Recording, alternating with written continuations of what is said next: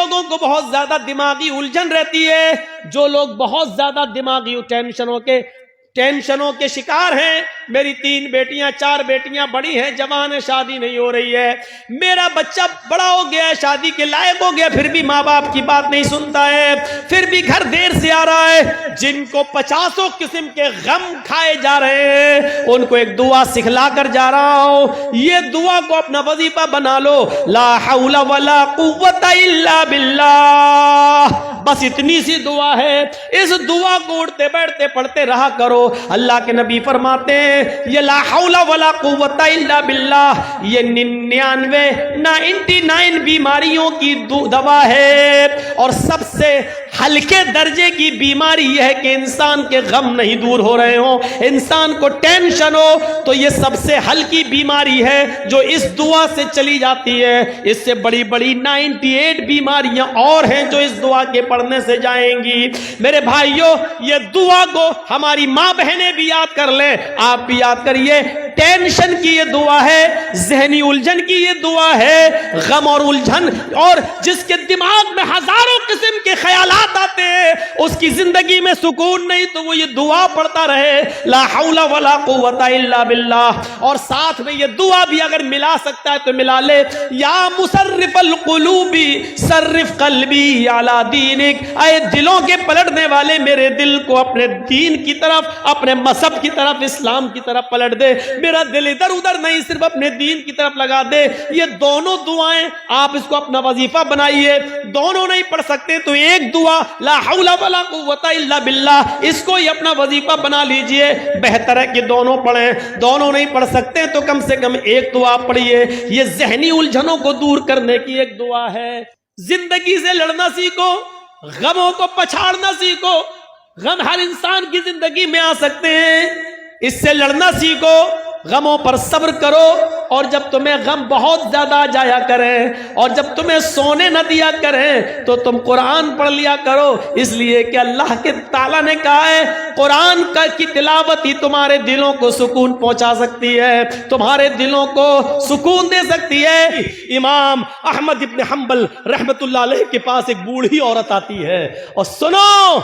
آئے بیڑیوں کا دھندا کرنے والوں سنو، آئے تمباکوؤں کے دھندے کرنے والے سنو، آئے سود اور بیاج کے کھانے والوں سنو، آئے لمبے چوڑے بینک بیلنس بنانے والوں سنو،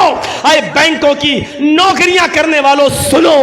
امام احمد ابن حنبل رحمت اللہ علیہ کے پاس ایک بوڑھی عورت آتی ہے اور کہتی ہے امام محترم،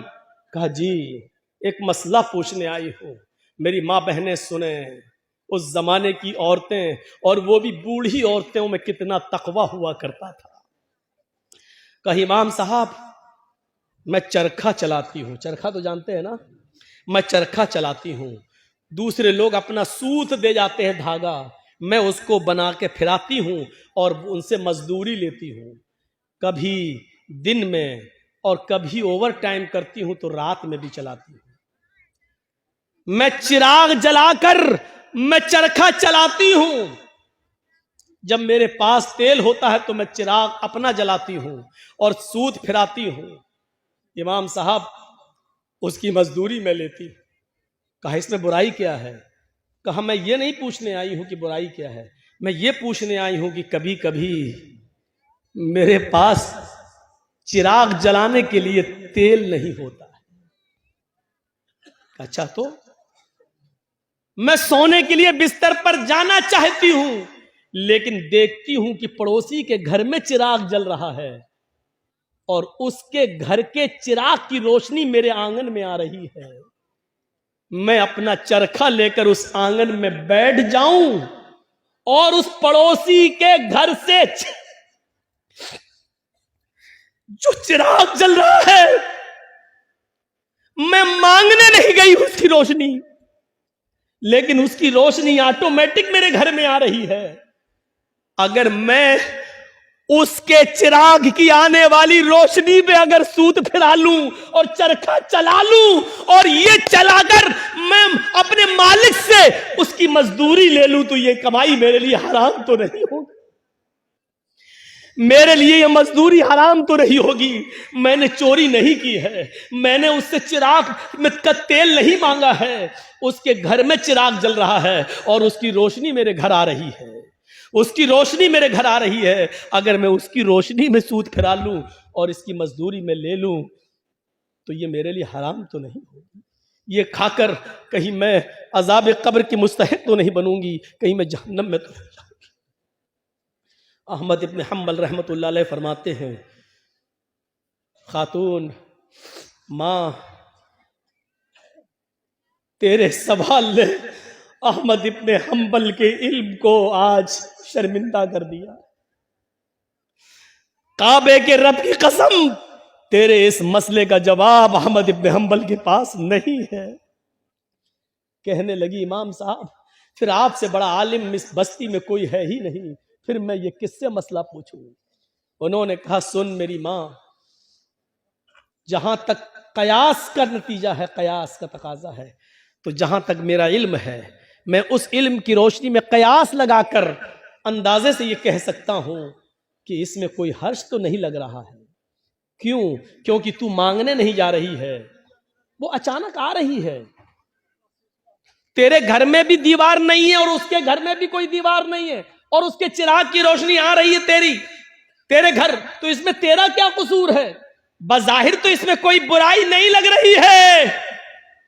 لیکن اگر تمہارا دل آمادہ نہیں ہے تو میری ماں اس سے بھی بچ جاؤ تو بہتر ہے، اس سے بھی پرہیز کر لو تو بہتر ہے، اس سے بھی، کیونکہ وہ ہے تو دوسرے ہی کی روشنی، ہے تو دوسرے ہی کی روشنی، بہرحال اگر تم اس سے بھی پرہیز کر لو تو یہ زیادہ بہتر ہے تمہارا۔ جب وہ عورت وہاں سے جانے لگی بڑھیا، تو امام احمد ابن حنبل نے لوگوں سے پتہ لگوایا کہ یہ کس کی بیٹی ہے، اس کے باپ کا کیا نام تھا، بتایا ہوگا کسی نے کچھ جو میرے ذہن میں نہیں رہا۔ احمد ابن حنبل فرماتے ہیں کہ آج کے زمانے میں ایسی بوڑھی عورتیں موجود ہیں، ضرور اس کا باپ کوئی عالم قرآن ہوگا، عالم حدیث ہوگا، کیونکہ ایسی تربیت اپنی اولاد کے اندر کوئی بڑا عالم ہی پیدا کر سکتا ہے۔ بڑھاپے کی اس دہلیز پر پہنچ کر بھی اس عورت کی حالت یہ ہے، اس بڑھیا کی حالت یہ ہے کہ پڑوس سے آنے والی روشنی میں بھی، اس چراغ کی روشنی میں بھی چرخہ چلانے کے بارے میں سوچ رہی ہے کہ یہ چرخہ چلائیں گے تو یہ کمائی میرے لیے حلال ہوگی یا حرام۔ تب ایسے لوگوں کی نمازیں عرش سے ٹکرائیں اور اللہ قبول نہ کرے، ایسا ہو ہی نہیں سکتا ہے۔ میرے بھائیوں، ادھر ہم نماز پڑھ کے نکلتے ہیں، جو میں سر بسجدہ ہوا زمین پر تو آسمان سے آنے لگی یہ ندا، تیرا دل تو ہے صنم آشنا، تجھے کیا ملے گا نماز۔ ایک ہمارا تقوی کا حال یہ ہے، ایک ہماری پرہیزگاری کا حال یہ ہے کہ یہاں سے نکلے نماز پڑھ کے، مالک یوم الدین، تو قیامت کے دن کا پورا پورا مالک ہے، ایاک نعبد و ایاک نستعین، تیری ہی عبادت کرتے ہیں، تجھ سے ہی مدد مانگتے ہیں،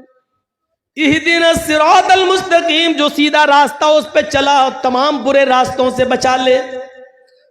یہاں یہ دعا مانگ کے ہٹے، السلام علیکم ورحمت اللہ، السلام علیکم ورحمت اللہ،